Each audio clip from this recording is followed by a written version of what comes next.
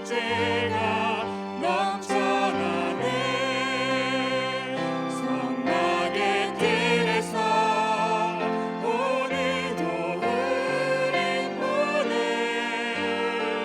전 세계 모든 제자 하나 되어 주께 두 손 들고 믿음의 고백하리. 주는 그리스도 만왕의 왕. 이 시간 우리 예배를 두고 함께 기도하도록 하겠습니다. 예배 가운데 하나님께서 오늘 말씀을 통해 우리에게 주신 것처럼 이 예배 회복이 모든 것이라고 하셨는데 다른 것이 필요 없다는 것을 깨닫는 시간이 되게 하시고, 이 가운데 정말 참 감사가 회복되어지고 모든 것이 하나님께서 예비하신 그대로 하나님의 계획이 깨달아지는 시간이 될 수 있도록 이 시간 예배를 두고 함께 기도하도록 하겠습니다. 예배를 방해하는 모든 흑암 세력들은 권세 있는 예수 그리스도 이름으로 완전히 무너지게 하시고, 말씀을 전하는 김태형 전도사님에게 오력의 충만함과 성령의 충만함을 더하여 주시옵소서. 함께 기도하겠습니다. 하나님 감사드립니다.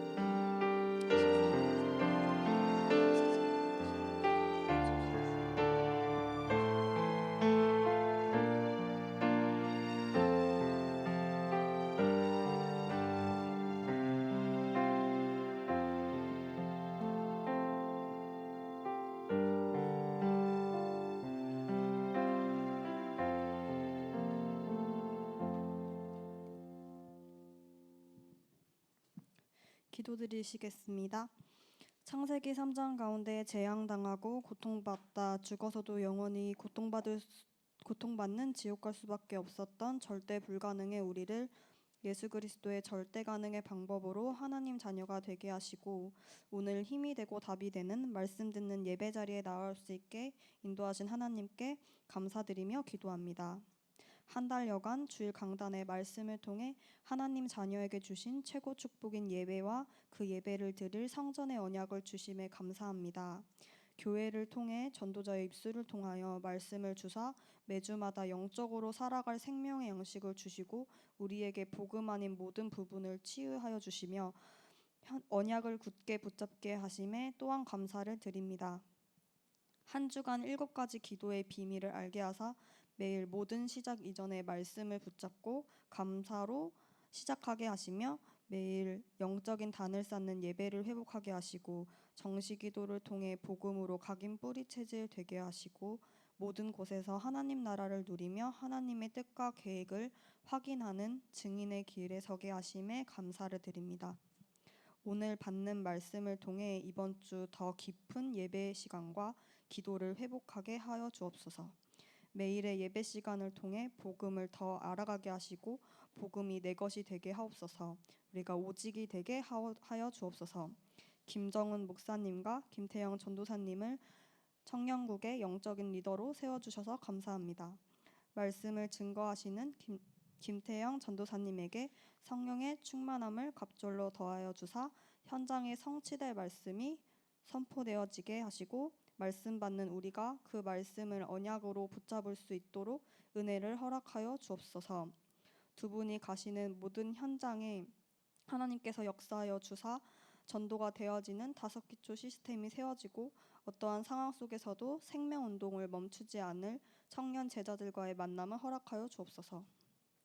청년국을 위해 24 기도로 물질로 헌신하시는 세 분의 장로님과 네 분의 중직자의 현장에 되어지는 전도와 빛의 경제를 허락하사 청년의 롤모델이 되게 하옵소서. 청년국을 위해 헌신하는 모든 임원들에게 주의 일을 열심과 노력과 의무감이 아닌 감사와 찬양으로 헌신할 수 있는 합당한 은혜와 영적인 힘을 허락하시며, 임마누엘 서울교회 내에 있는 모든 청년들이 복음 안에 교회를 위해 원네스 되어지게 하시고 현장의 말씀 사역자로 든든히 세워지게 하여 주옵소서.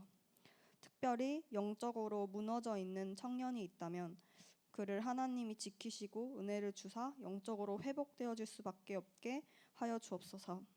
예배의 시종을 주님께 위탁드리며 예수 그리스도의 이름으로 기도드렸습니다. 아멘.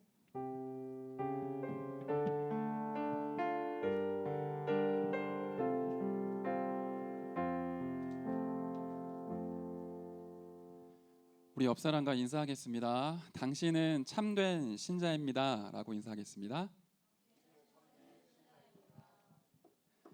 네, 오늘 여러분들 보셔서 아시겠지만 우리 아침부터 우리 청년국의 귀중한 우리 임원들이 여러분의 열 체크하고 등록하는데 심부름을 했습니다. 아침 8시부터 교회에 오셔서 한 2시간 넘게 했죠. 쭉 이제 하는 모습을 보는데 뒤에서 지켜보고 있는데 참 기도가 되고 감사가 나오더라고요. 청년답게 찬양 틀어놓고 막 이 은혜를 누리면서 굉장히 즐거운 마음으로 헌신하는 것을 보면 청년들이 참 멋있구나라는 마음도 있었고, 너무 더운 땡볕에 수고하지만 오히려 오늘 진짜 예배를 통해 갑절의 은혜를 누렸으면 좋겠다, 그런 마음으로 기도하게 되었습니다. 여러분 너무너무 수고 많으셨습니다. 앞으로 2달 더 해야 되죠? 예, 진짜 응답 많이 받으시길 기도하겠습니다. 더불어서 저도 노트북으로 헌신을 했는데 전원잭이 없습니다. 혹시 가져가신 분이 있으면, 실수로 가져가신 분이 있으면 돌려주세요. 부탁드립니다.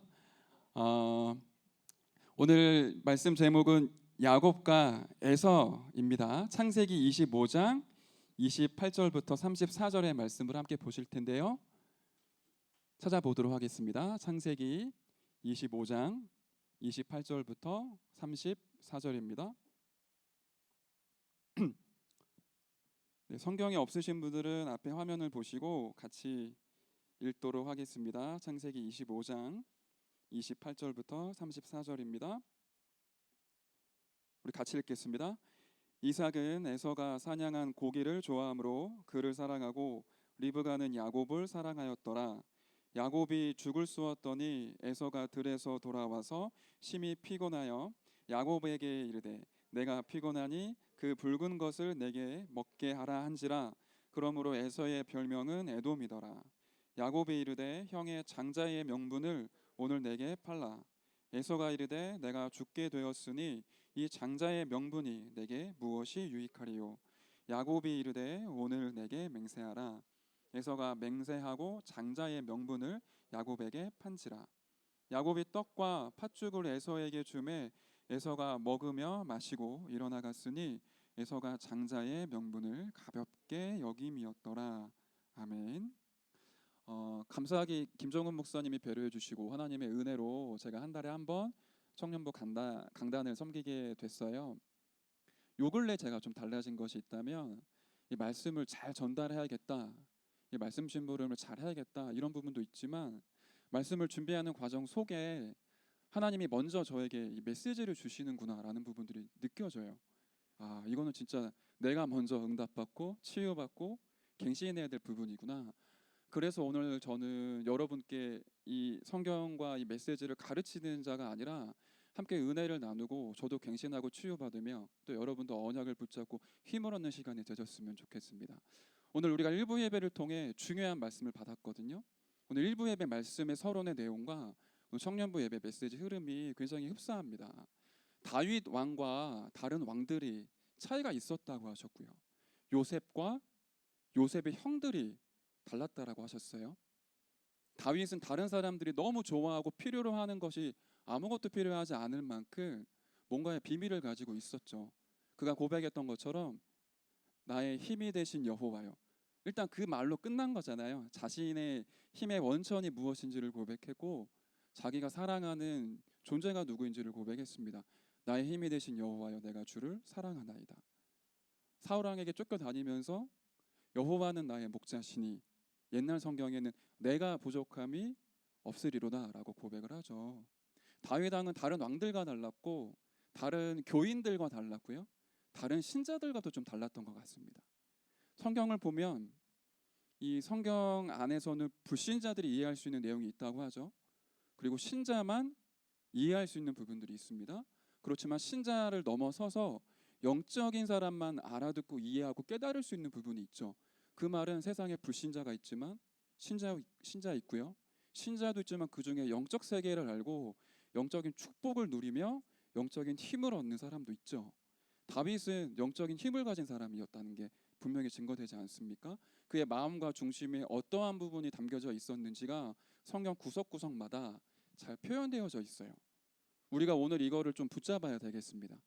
나는 입술로는 계속 영적인 얘기를 하고 영적인 표현을 하고 영적인 부분에 나의 모든 걸 드리는 것 같지만 나의 내면 깊은 곳에, 나의 영혼 깊은 곳에 나도 모르는 사이에 육신적인 것, 세상의 것과 타협하고 세상의 것으로 살아가지 않는지, 진짜 나의 마음과 중심과 내 영혼이 어디에 담겨져 있으며 내가 오늘 무엇을 보고 어떻게 살아가는지를 우리 찾아내야 되겠습니다. 교인들이 많이 있죠. 근데 오늘 말씀 주셨던 것처럼 참된 신자가 없는 시대입니다. 진짜 성도가 이제 없는 시대죠. 저와 여러분들 교인 되지 않고 우리 참된 신자, 참된 성도가 되셨으면 좋겠고, 저도 진짜 이런 기도를 오늘 하게 됐습니다. 우리가 렘넌트로 부름을 받았고요. 그것 자체가 이미 다른 신분이죠. 최고의 삶을 살 수 있고요. 세상의 것, 육신의 것으로 살지 않고 세상과 타협하지 않는 신분이라고 하십니다. 그 신분에 맞게 우리의 영적 상태도 주어져 있죠. 세상과 타협하는 사람이 아니라 세상을 살릴 수 있는 사람, 그 사람을 서밋이라고 얘기를 하십니다. 오늘 이 축복과 은혜가 저와 여러분에게 넘치고 임할 줄로 믿습니다. 요한복음 6장 63절에는 살리는 것은 영이니 육은 무익하니라 라고 말씀하고 계시는데요. 저와 여러분들이 이 영적인 것을 발견하고 그 축복을 누려야 되겠습니다. 서론을 보도록 합시다. 창세기를 볼 때 언제나 명심할 성구입니다. 지난주에도 잠깐 우리 서론에서 확인을 했었고요. 아마 다음 주에도 이 부분이 다시 나오게 될 텐데, 창세기를 본다는 것은 굉장히 중요한 의미가 있습니다. 한 10년 전쯤이었던 것 같은데요. 청년 선교국에서 특강이 있었어요. 그때 태영아국에 섬기시는 최세윤 목사님이 이 청년국 특강을 하러 오셨었는데 그때 이 말씀을 하시더라고요. 창세기는 전망대다. 창세기에 올라가면 모든 것을 볼 수 있다. 창세기는 그 이후의 모든 성경과 인류 역사를 볼 수 있는 눈이다 라고 말씀하신 적이 있는데요. 굉장히 정확한 해석인 것 같아요. 창세기에는 하나님의 창조가 있고요. 인간의 타락이 있고 그 타락을 통한 고통이 있고요. 그 고통을 끝낼 수 있는 유일한 해결책인 그리스도의 비밀이 담겨져 있죠. 창세기 1장부터 창세기 11장까지 사건을 통해 인간의 진짜 문제가 무엇이며 그 문제를 해결할 수 있는 길이 무엇인지가 끊임없이 선포되고 있잖아요. 그리고 그 이후에 창세기 12장부터 창세기 50장까지는 4명의 족장 아브라함과 이삭, 야곱, 요셉을 통해 이 복음 가진 자가 어떻게 승리하는지 그 언약의 여정이 굉장히 세밀하게 나와 있습니다. 어떤 면에서는 조금 오버스러울 수 있지만 신앙생활의 거의 모든 것이 이 4명의 족장의 인생을 통해 나타나고 드러나죠. 저와 여러분들이 창세기의 중요한 사건들과 중요한 성구를 깨닫는다는 것은 영적인 부분에 굉장한 눈이 열리는 은혜가 임하게 되죠. 한번 봅시다. 창세기 1장 27절 28절에 하나님의 자기 형상대로 하나님의 형상대로 사람을 창조하셨죠. 하나님의 나라를 이 땅에 임하게 하고 하나님의 형상을 가진 사람을 통해 그 나라를 이루게 하셔서 모든 것들을 정복하고 다스리게 하셨죠. 그런데 그 인간이 사단에게 속아 하나님의 말씀을 불신앙하고 하나님 앞에 불순종하여 하나님을 떠나게 되죠. 그리고 영적으로는 완전히 죽었어요. 영적으로 죽은 걸로 끝난 게 아니라 그 영적인 죽음이 인간의 이성, 지성, 감성, 모든 육체, 모든 미래를 완전히 부패하고 타락하게 만들었죠. 선한 것이 아무것도 없을 만큼 인간의 모든 것들이 망가져 버렸잖아요. 그걸 보고 우리는 절대 불가능이라고 표현을 하고, 칼빈은 인간의 전적 타락, 전적 부패라고 얘기를 하죠. 도저히 하나님을 알 수 없습니다. 하나님을 만날 수 없고 끊임없이 고통과 문제가 다가오는데 자신의 힘과 의지로는 그 문제를 해결하고 하나님께 나아갈 수 없는 완전한 죄, 완전한 근본 문제에 빠지게 된 거죠. 거기에 빠져 있는 인간에게 많은 고통들이 밀려오게 되잖아요. 창세기 3장 16절부터 20절에는 인간에게 당연적으로 필연적으로 찾아올 수밖에 없는 그 저주와 고통을 얘기를 하고요. 여기 하나님은 하나의 해결책, 유일한 답, 영원한 답, 여자의 후손 예수 그리스도를 설명하시죠. 창세기에는 너무너무 중요한 얘기들이 많이 나오잖아요. 그 이후에 이 그리스도의 언약 붙잡고 승리해야 될 가인이 첫 판부터 예배에 실패하게 되죠. 사단의 역사를 성경은 말하고 있습니다. 피 언약을 주셨는데 그 피 언약 놓치고 예배를 열심히 드려요. 다시 말하면 복음 없는 종교 생활에 빠지게 됐습니다. 그 이후에 어떤 시대가 왔죠?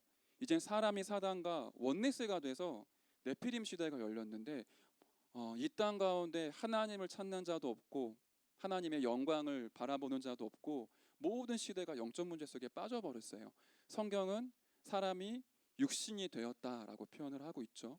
이때 하나님은 다시 한번 여자의 후손을 담을 방주 언약으로 회복하십니다. 그리고는 이 방주 언약을 회복했는데 또 놓치게 되죠. 창세기 11장에 보니까 또 사단에게 심부름하며 바벨탑을 쌓기 시작을 해요. 그리고 하나님께서 복의 근원, 생명의 씨, 중요한 언약을 전달하십니다. 그리고 나서 4명의 족장 시대가 열리죠. 하나님이 우상 숭배하고 있는 가문 속에 아브라함을 꺼내셔서 오실 메시아에 대한 언약, 그 여자의 후손 대신 그 그리스도의 언약을 주시고 말씀을 따라 가나안 땅으로 인도하시는 여정이 시작이 되죠. 그리고는 창세기 22장에 드디어 아브라함과 이삭이 모리아 산에서 여자의 후손 대신 그리스도를 완전히 체험을 합니다. 완전 복음 속에, 완전 믿음 속에 들어가게 되죠. 그리고 나서 이삭에게 수많은 어려움도 있고 또 수많은 축복도 있었지만 그게 본론이고 결론이 아니었고요. 하나님은 20년 동안 후대를 주지 않으시면서 기도하게 하셨어요. 이 언약이 얼마나 중요한지, 이 메시아의 그 씨의 언약이 얼마나 중요한지를 가슴에 깊이 새기게 하시고 깨닫게 하시면서 기도하게 하셨는데 그 응답의 증거로 하나님이 야곱을 허락하시죠. 그리고는 3번째, 4번째 족장인 야곱과 요셉의 시대가 열립니다. 야곱은 우리가 알고 있다시피 굉장히 인본주의의 대가죠. 하나님이 그를 버리지 않으시고요. 베델에서 완전히 기도의 사람으로 바꿔주십니다.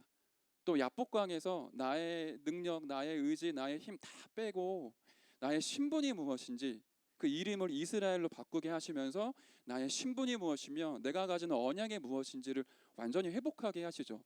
그의 아들 요셉을 통해서는 세계복음화의 언약을 주시고 그 꿈이 이루어지는 언약의 여정을 걷게 하시잖아요.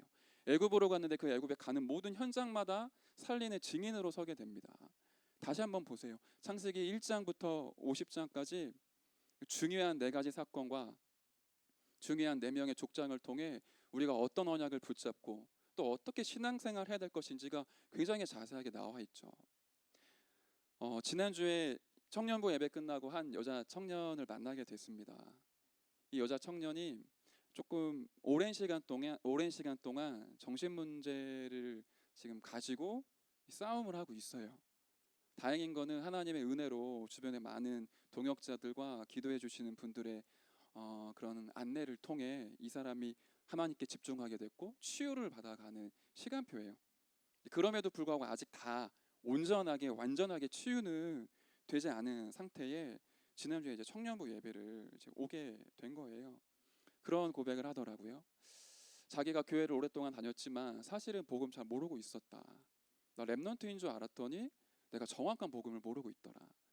그런데 감사하게도 이러한 사건과 이런 문제를 통해 창세기 3장이 무엇인지, 그리스도가 어떤 분이신지, 그 그리스도를 영접할 때 어떠한 일이 벌어지는지를 하나님 알게 하시는 것 같다. 그리고 내가 일평생 사는 동안에 어쩌면 좋은 직장에 취직하는 게 어렵고 결혼을 할 수도 없고 가정을 꾸릴 수도 없는 그런 인생일지도 모르고 그런 걸 바라지도 않는다.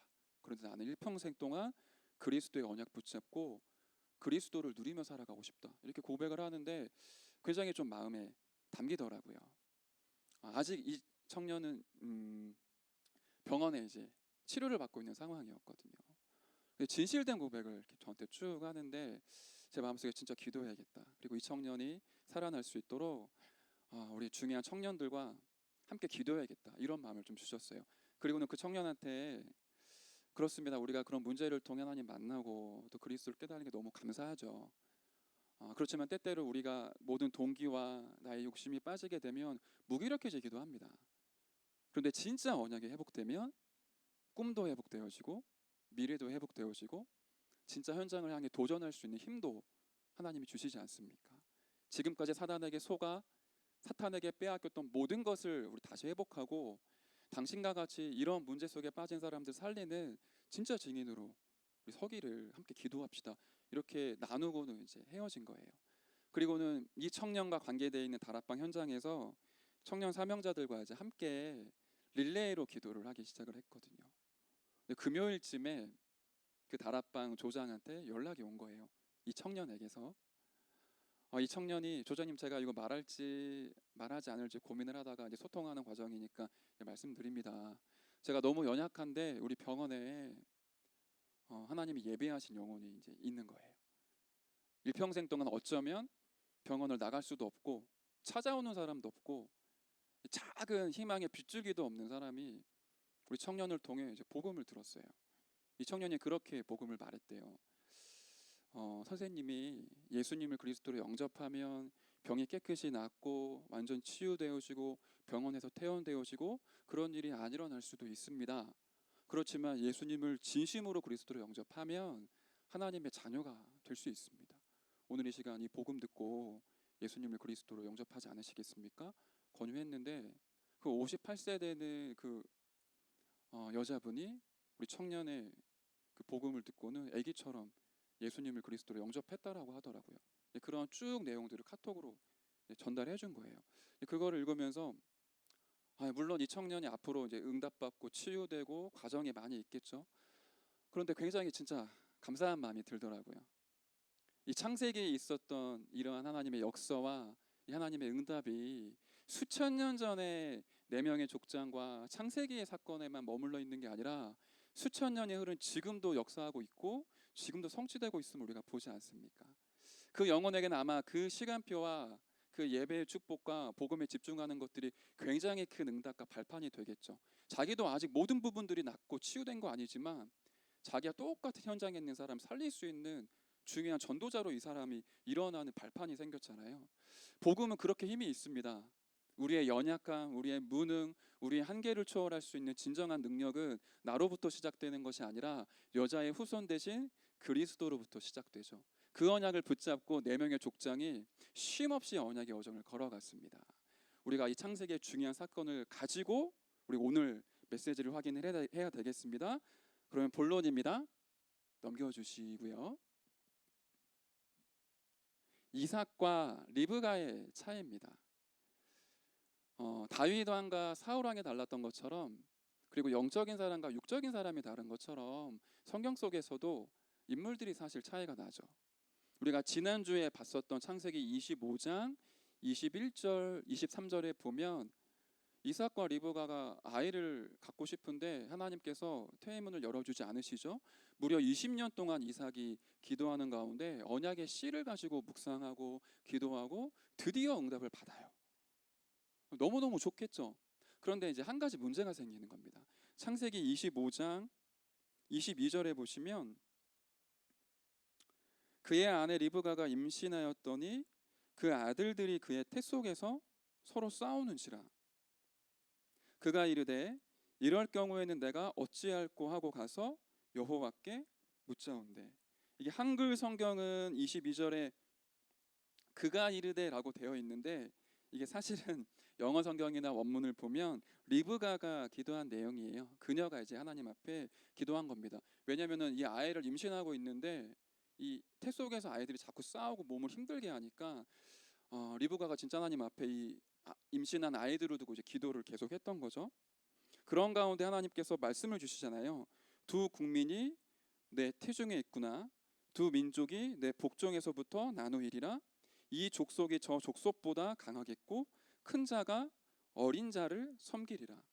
다시 말하면 야곱이 이 언약의 혈통을 이을 중요한 렘넌트라는 사실을 하나님 말씀으로 이제 리브가에게 깨닫게 하시죠. 리브가가 아마 이거를 품고 굉장히 깊이 또 오랫동안 기도했던 것 같아요. 그 증거가 뭐냐면 에서와 야곱이 이 땅에 나왔을 때 이제 자라게 되겠죠. 근데 에서는 굉장히 남자답고 막 사냥을 즐겨하고 능력이 많이 있었어요. 그러한 이유 때문에 이삭이 에서를 사랑했다라고 표현을 하고 있고요. 리브가는 야곱을 사랑했다라고 표현을 해요. 저는 옛날에 이 야곱이 엄마 옆에서 팥죽 돌리고 요리 같은 거 하고 그냥 엄마랑 잘 통하니까 리브가가 야곱을 사랑했나 보다라고 생각을 했는데 성경을 자세히 보니까 아마 리브가가 태에서부터 이 아이들을 품고 정말로 기도했겠죠. 그리고 이 언약을 이을 후대를 두고 기도하는 가운데 이 아이에게 언약을 전달해야겠다. 이 아이가 기도할 수 있도록 미션을 전달해야겠구나. 아마 그러지 않았을까 싶어요. 그리고 나니까 리브가의 영적인 관심은 에서에게도 있지만 이 언약을 이을 야곱에게 있었던 거죠. 단순히 인간적인 감정으로 야곱을 사랑했다 그렇게 해석할 수도 있지만 이 앞에 전제되어져 있는 말씀을 비추어 보면 리브가가 굉장히 야곱을 두고 언약의 사람이 되기 위해 기도로 동역했다라는 부분들이 밝혀지는 거죠. 성경을 보면 이러한 차이들이 많이 나옵니다. 마리아와 다른 여인들이 차이가 있었습니다. 마리아를 생각해 보세요. 아직 요셉과 결혼을 하지 않은 상태입니다. 그리고 남자를 가까이 하지 아니한 처녀예요. 그런데 어느 순간부터 배가 부어오르기 시작하죠. 이 사람들에게 손가락질 받거나 비난받을 수 있는 충분히 그러한 일이 일어날 수 있는 상황인데 마리아가 주의 사자로부터 하나님의 말씀을 듣습니다. 근데 그 말씀을 듣고 이게 성령으로 잉태되어 오실 메시아를 내가 품게 됐구나. 이 그리스도가 이 땅에 나오셔서 인류의 모든 죄를 해결하셔야 되기 때문에 나의 몸을 빌렸구나. 이 말씀을 진짜로 붙잡죠. 그리고는 불신앙 속에 빠지거나 여러 가지 인본주의를 쓰지 않고는 오랫동안 기도하는 가운데 예수님을 출산하게 되죠. 한나와 분인나를 보십시오. 분인나는 그냥 애 잘 임신하고 잘 낳고 잘 기르는 사람이었어요. 한나는 임신하지 못하는 고통 때문에 하나님 앞에 완전히 기도하게 됐는데 그 문제 속에 답을 찾죠. 하나님의 말씀 속에 언약을 붙잡고는 언약 기도 속으로 들어갑니다. 또 한 아이가 필요한 것이 아니라 이 땅에 교회를 세우고 언약을 회복할 나시린이 필요하구나. 다른 여인과 완전히 달랐죠. 기도가 달랐고 바라보는 눈이 달랐고 아이를 품고 아이를 양육하는 모든 부분들이 달라졌습니다. 영적인 것 하나 알면 모든 게 달라지는 거죠. 삼손과 다른 남자들과의 차이가 있었어요. 삼손의 아버지가 마노아라는 사람인데 이 마노아와 그의 이제 아내 되는 이 사람이 아이를 임신할 수 없는 지금으로 치면 불임의 문제가 있었던 부부였었거든요. 그런데 하나님의 은혜로 하나님께서 나시린을 임신하게 하고 출산하게 하십니다. 태어날 때부터 중요한 사명을 가지고 태어난 삼손은 다른 남자들과는 달랐습니다. 걸어가야 될 인생의 길이 달랐고 살아가는 삶의 방법도 달라지게 되죠. 저와 여러분들이 불신자와 똑같은 모습과 똑같은 삶의 동선을 가지고 살아갈지언정 우리의 신분과 우리의 영적 상태와 우리가 누리는 수준은 다르거든요. 불신자의 수준에서 세상의 것을 즐기며 세상과 타협하며 살아가는 것이 아니라 세상 사람들이 바라보지 못하고 세상 사람들이 해석하지 못하는 것들을 보고 그 영적인 축복을 누리며 그 사람들을 살리는 신분으로 우리가 처음부터 이 땅 가운데 태어나게 되고 부름받았죠. 이 차이를 분명히 우리가 알고 있어야 됩니다. 다음이요. 본론 두 번째를 보시면 창세기에 나타난 두 종류의 인물들이 있습니다. 예배의 진정한 의미를 아는 자가 있었고 열심히 예배를 드렸지만 피언약을 놓치고 예배드리며 종교생활에 빠진 사람이 있었어요.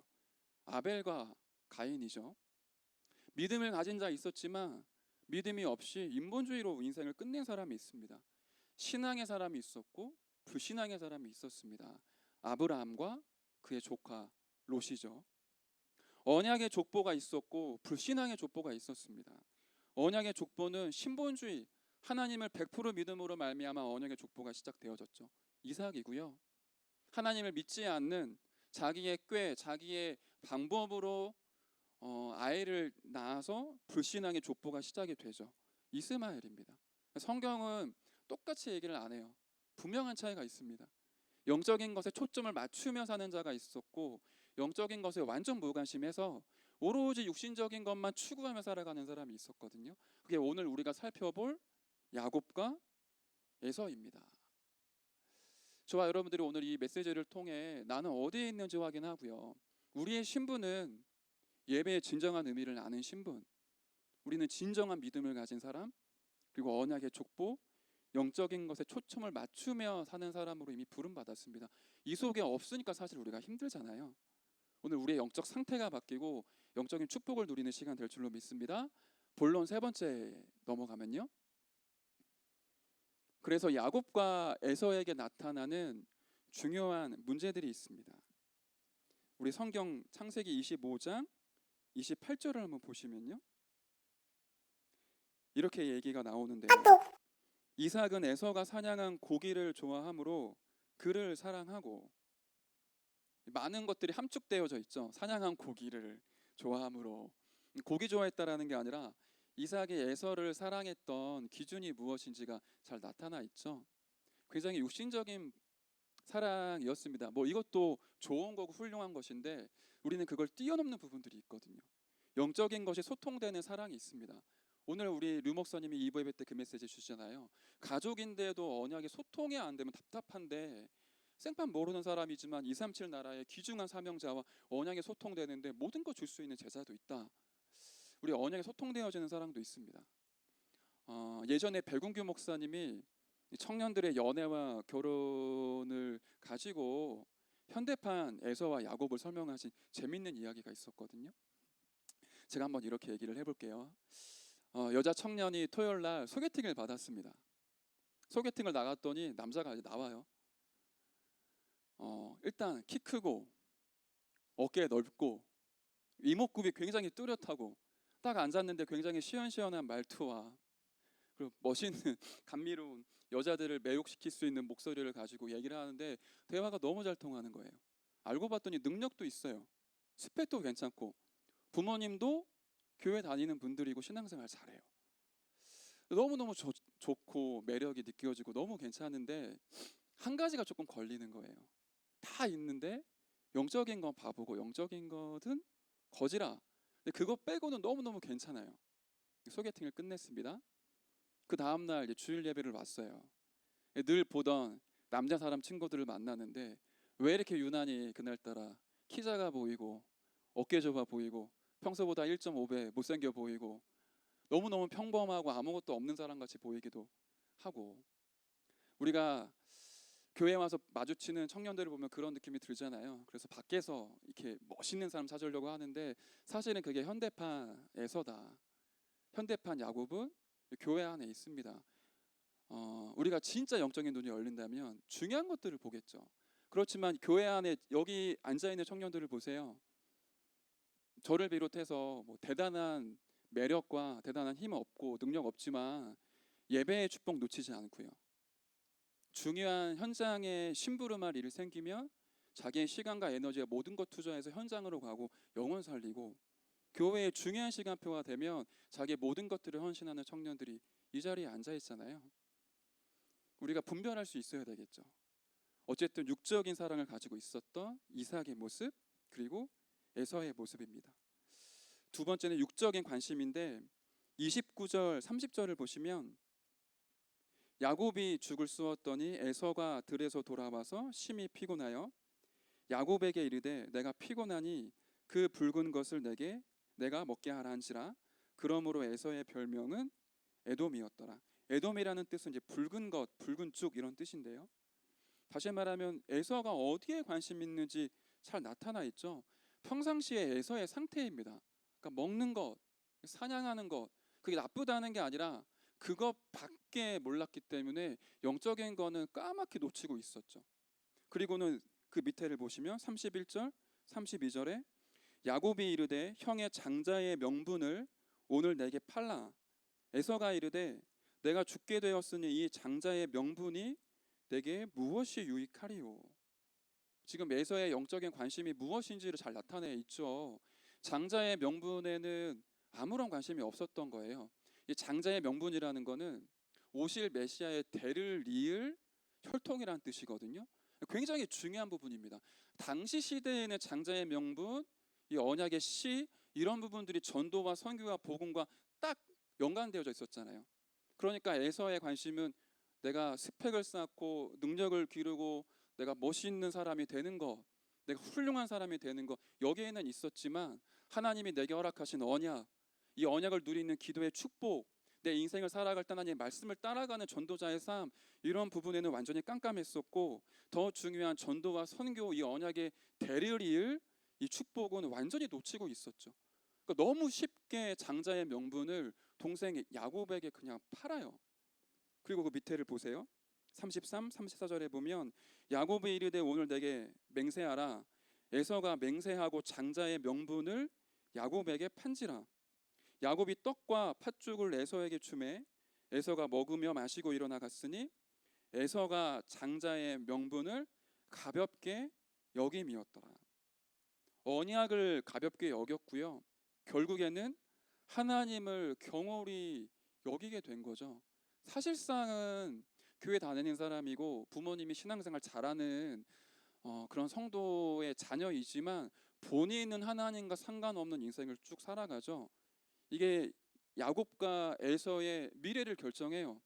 야곱은 인본주의도 있었고 인간적으로 볼 때 좀 매력이 없는 사람이었고 여러 가지로 부족한 사람이었지만 이스라엘을 나라를 세우고 이 그리스도의 비밀을 증거하는 언약을 이어가잖아요. 에서는 결국 에돔족 속의 조상이 되고 이스라엘을 괴롭게 하는 우상 숭배하는 민족으로 변질되어집니다. 나중에 에서가 결혼할 때도 우상 숭배하는 지역의 딸과 결혼을 하죠. 이 사람이 가지고 이 사람이 보고 있었던 게 무엇인지가 굉장히 잘 나타나요. 이 영적인 것과 육신적인 게 분명하게 야곱과 에서를 통해 차이가 나고 드러나죠. 저와 여러분들이 오늘 어디에 서야 될 것인지를 우리 결정해야 되겠습니다.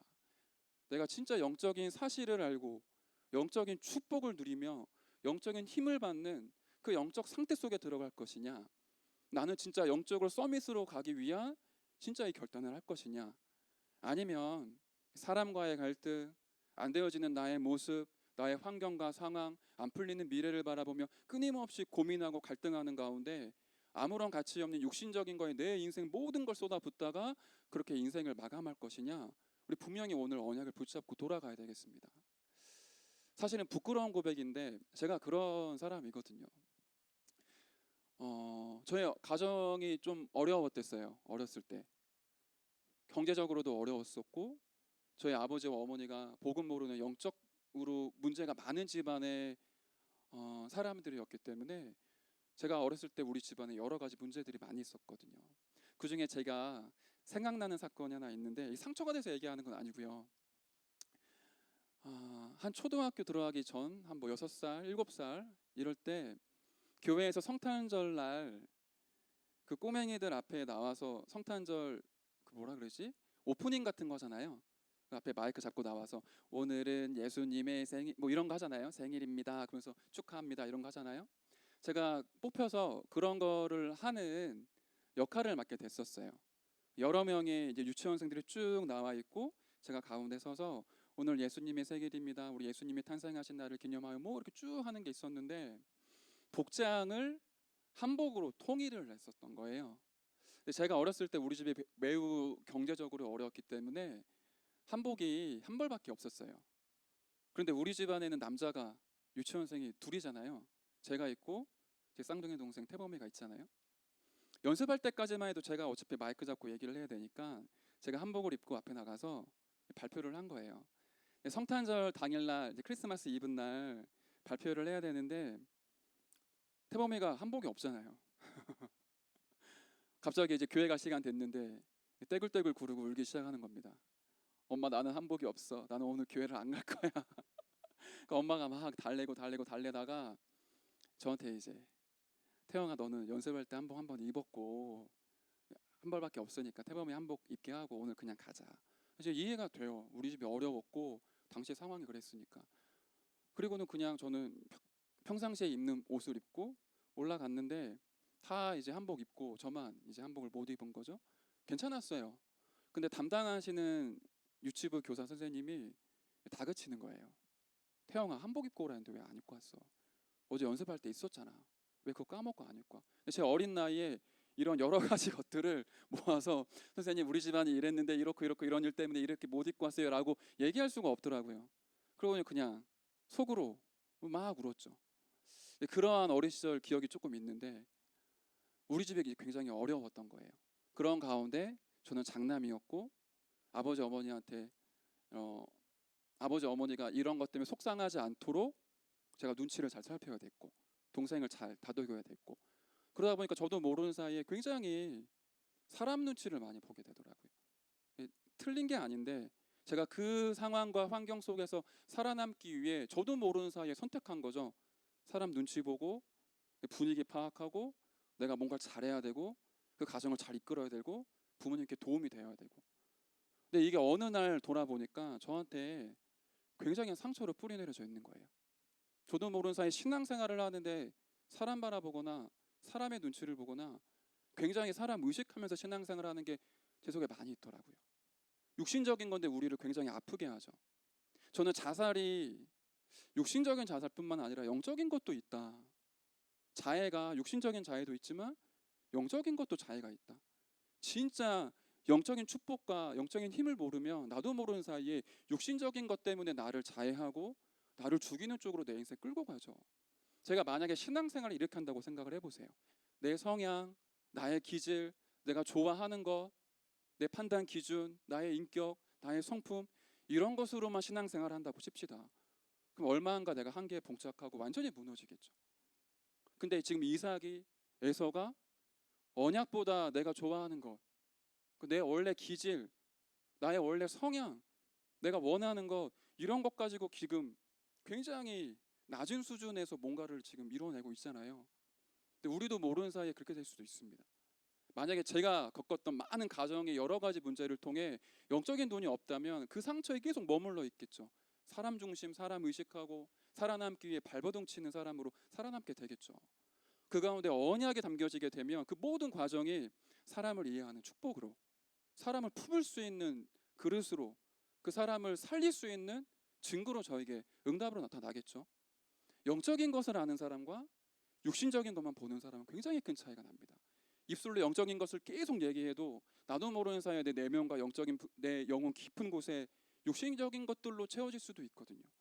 오늘 잘 분별해야 되겠습니다. 부교육자 수련회를 갔는데 류 목사님이 이런 얘기를 하세요. 부교육자 때 세 가지의 문제가 온다. 일단 전도사 시절 이럴 때 얼마나 교회 안에 그런 위에 이제 부목사님들 또 담임 목사님 중직자분들이 많습니까? 자기도 모르는 사이에 부교육자가 굉장히 사람 눈치 보기 쉽다. 두 번째는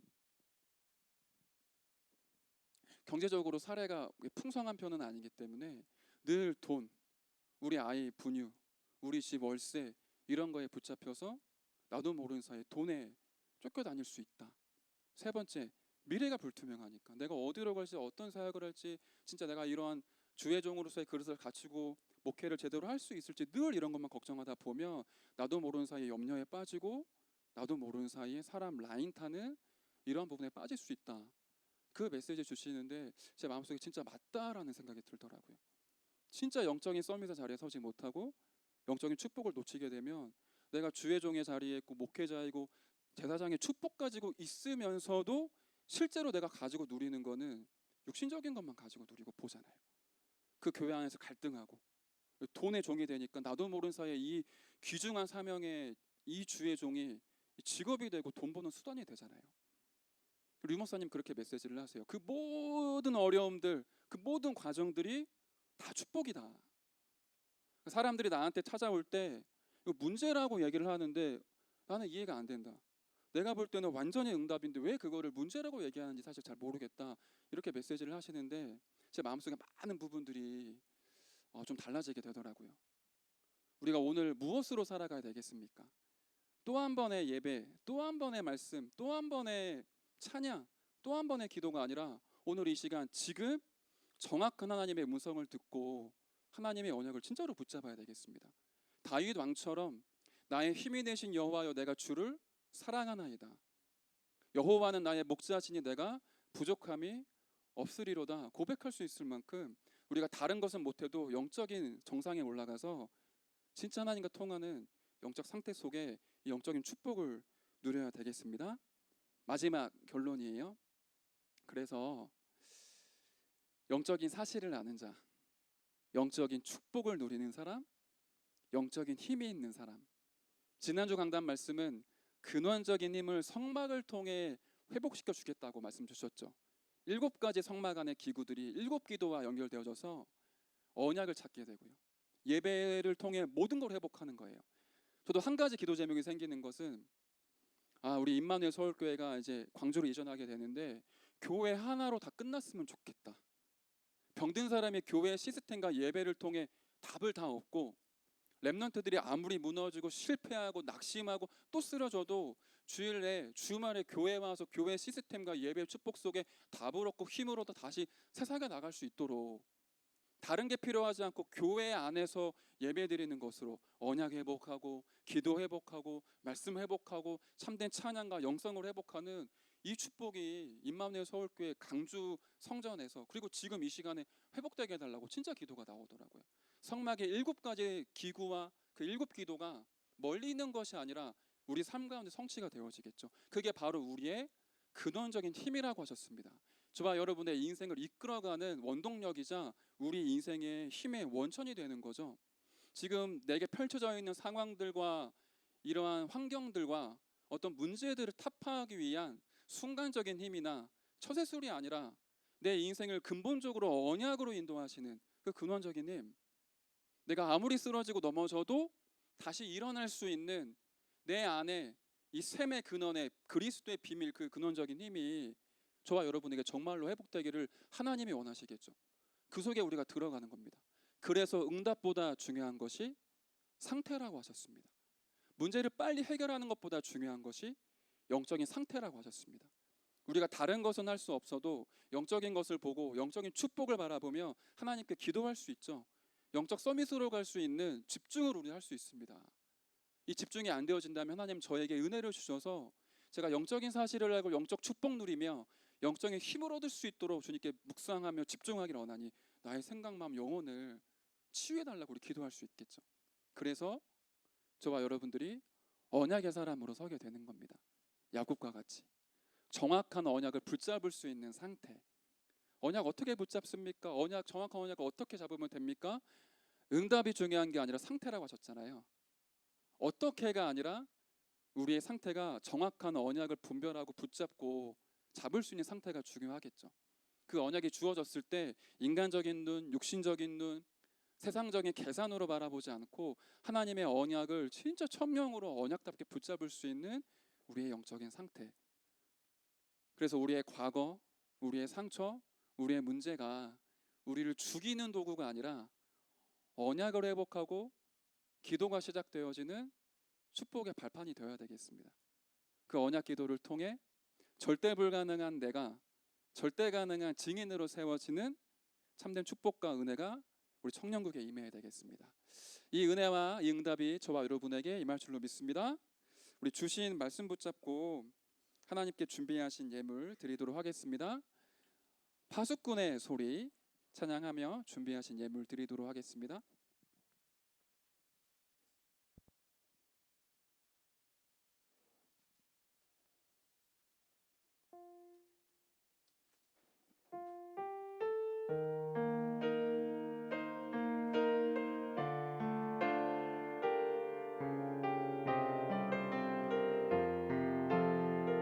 나 주의 얼굴 구할 때 얼굴을 구할 때 주의 말씀 앞에 나를 세울 때 나의 모든 어둠은 물러가고 주의 언약이 나를 붙드시네. 세상의 틀을 바꾸는 세상의 틀을 바꾸는 파수꾼의 소리를 높이며 오직 그리스도의 복음 전할 때 하나님의 나라 온 땅 가득해. 일어나 노래하리라. 주의 백성들이 돌아오리니 이 땅 위에 예수 그리스도 이름만 지극히 존귀하리라. 일어나 노래하리라. 일어나 노래하리라. 주의 백성들이 돌아오리니 주의 백성들이 돌아오리니 이 땅 위에 예수 그리스도 이 이름만 땅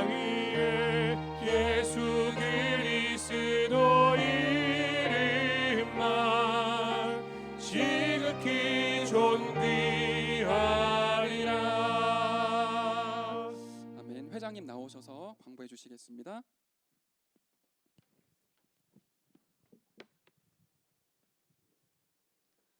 네, 6월 28일 청년국 예배 오신 여러분들을 진심으로 환영합니다. 오늘 진짜 오랜만에 새 가족분이 오셨습니다. 너무나 이 시국에 너무나 귀한 새 가족분이 오셨는데요.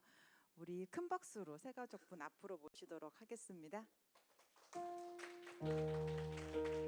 잘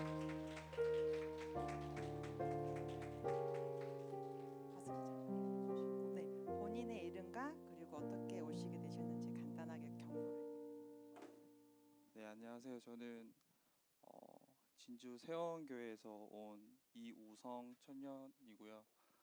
이번에 취업을 하게 돼서 서울로 상경하게 되었습니다. 감사합니다. 네, 구이 기수고요. 지역은 문정이시고 그리고 건축 설계업 전문하러 계시니까 저희 담당 지역 전문 기수장님들은 함께 챙겨주시면 감사하겠습니다. 그냥 들어가시지 마시고요. 저희 다 같이 일어나셔서 축복하는 마음 담아 축복송 같이 찬양할 거고, 임원분들은 나오셔서 터치는 하지 마시고 간단하게 이제 묵례로 인사해 주시면 감사하겠습니다. 다 같이 축복하겠습니다.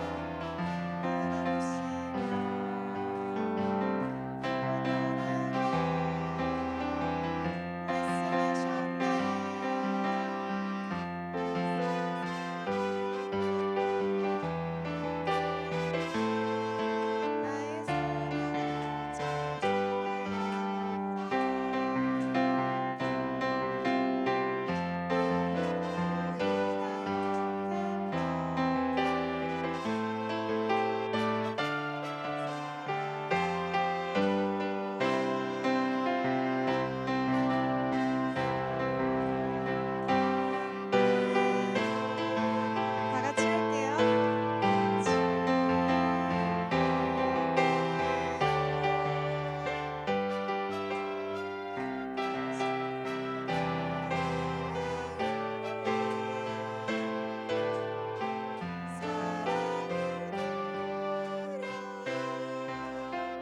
네, 진심으로 환영합니다. 예배 끝나고 그냥 가시지 마시고 저희 전도사님 잠깐 만나주시고 가시면 되겠습니다.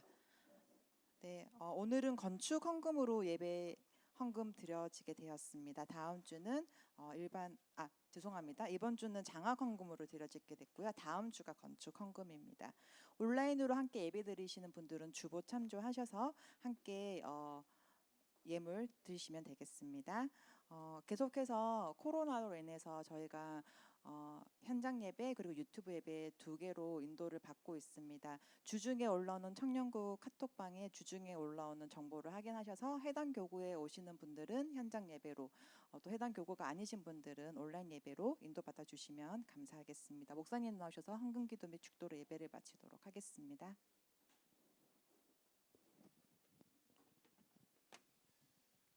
네, 아까 전사님 말씀해 주셨지만 우리 임원 여러분들이 오늘 너무 수고 많이 해주셨습니다. 우리 임마누엘 서울교회 시스템은 잘 작동하고 있습니다. 오늘 새 가족으로 너무 귀한 이우성 청년이 함께 했는데요. 2주 전부터 예배드리고 싶어서 교회 왔는데 못 들어왔습니다. 아는 사람이 없어가지고 물샐 틈 없이 우리 시스템이 작동하고 있다. 현장에도 이 영적인 시스템이 영적 서밋의 타임을 누리는 우리 청년 제자들을 통해 든든히 세워가게 될 줄 믿습니다.